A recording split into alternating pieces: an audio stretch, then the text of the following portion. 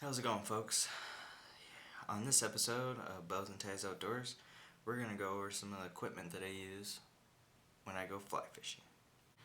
So when I go fly fishing, I usually do a small stream or a river. Usually that entails long walks away from the truck or the vehicle that we are in. So with that said, I usually bring most of the things that I'm going to need with me while I go hike. The reason why I like this style of fishing is just because not everyone likes it.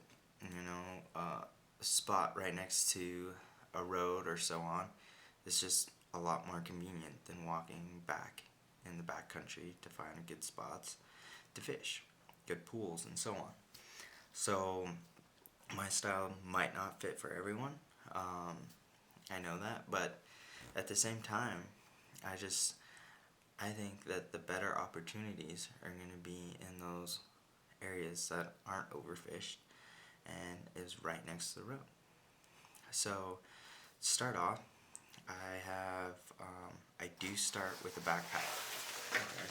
So I have William Joseph's backpack. Kind of did some research online. Doesn't seem to be making much more product. They don't have a website or anything. They don't seem to be selling anything on Amazon or anything like that. I did get this backpack at a local fly shop. Rock Creek Mercantile actually is one of the places that I visit a lot for flies and things to buy. Just trying to support a local fly shop near a place that I used to live. So I picked up this bag. It was probably $100, and with that bag came with a chest mount that literally hooks up right to the backpack. So, like I said earlier, I carry a backpack just because of the hiking and walking that I do. Because of that, I need to carry a little bit more things with me, so I don't have to make that trip back to the truck, grab something, or snacks, water, and so on. So this thing can carry a bladder. I don't do bladders that much. I do carry a water bottle with me or something like that, because I just never really liked the bladder system per se. I think a canteen or a water bottle works just as well. So in this front pocket here, there's two pockets. In this front pocket here I have a bunch of flies. So fly box here. See, I got this one from Rock Creek Mercantile as well. Here it's just assorted dry flies and so on. I got another box here is going to be full of streamers and so on. And that one. And then there's a second pocket down here that I usually keep sunscreen. Just want to keep that handy in case it is a hot day. So in the main compartment here comes down several pockets there. Put pretty much anything you like. Sometimes I put my fishing license in here. Keep some knives in here in case I'm gonna do a catch, clean, cook kind of thing. Right here is a spot for your bladder, and then it hooks up, and then you can, like most other backpacks, there's a hole for the hose there, and then a little attachment for that. It's a pretty big backpack. I've used this a couple times going to the backcountry. Here you can tie up a tent or a sleeping bag, hammock, any kind of system that you'd like on there. In the front, we have a couple pouches in the front here that you can keep right next to your side. I usually hang bear spray off this right here. just because you never know when you're going to run into a bear, especially here in western Montana. Then to that, it straps to a little chest piece that you can have right here. The chest piece, I carry things that are like easy access, so pair of these, get out the hooks, good pair of nippers here, and then this is all just tied on the system here. Okay, and then inside of this chest pocket, first pocket, there's a place for tippets. So I got a couple tippets in there, and then I also just keep my leaders in here as well, just in case. Alright, so for the top pocket here,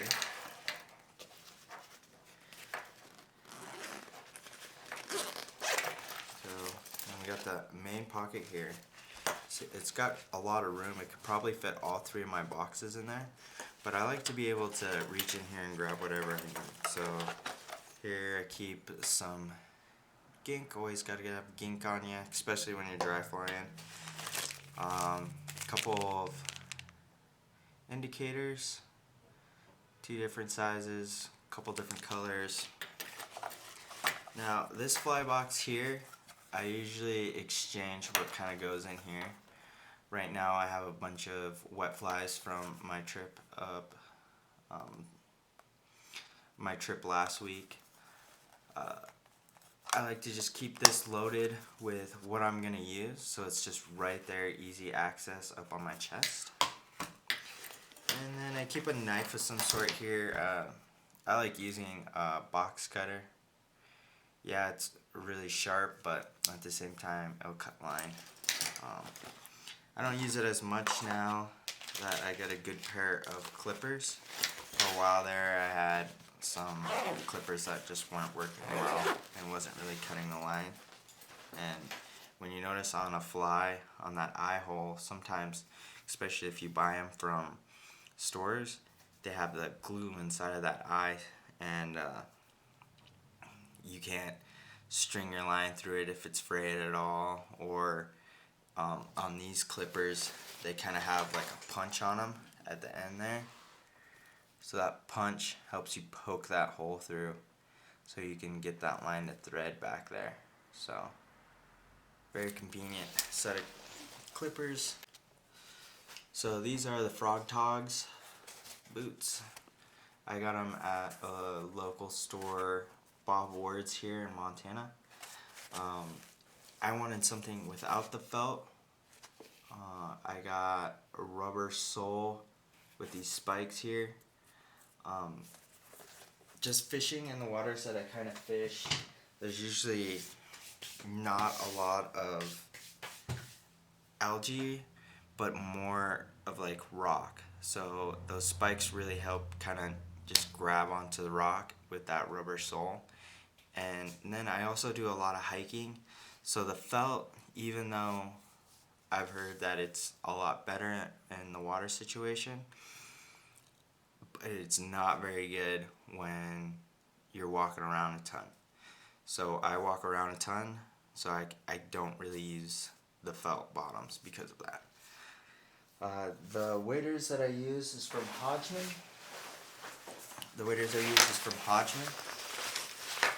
Chest high waders.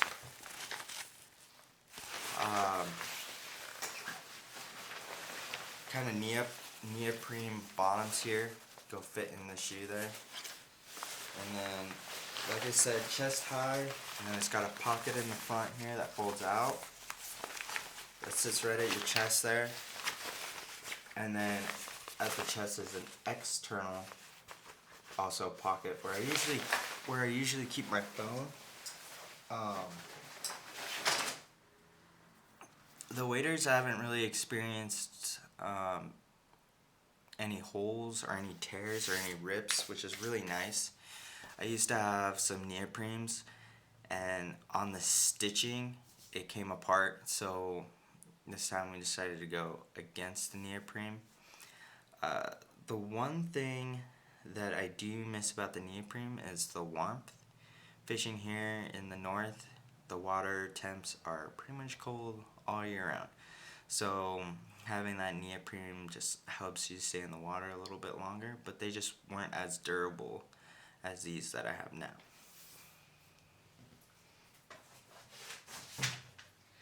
And then I always carry a net with me, and then I mark it here.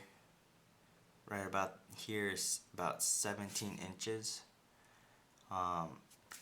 And then it's got a long elastic line on here.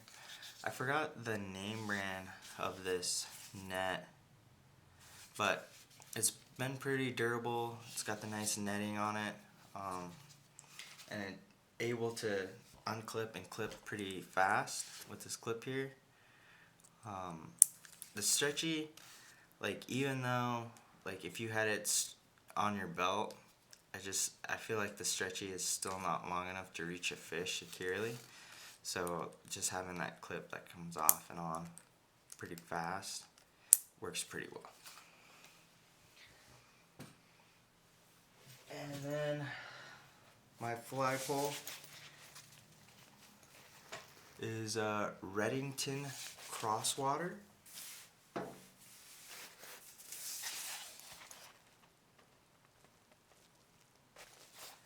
It's a 4-weight fly rod. I went with a 4-weight because I do smaller rivers and streams, so I kind of wanted something in the vast of throwing dry flies. With that said, though, I am looking to upgrade my system a little bit. Probably get a 8-weight rod, something to throw some streamers often. But I've had no problems with Redington.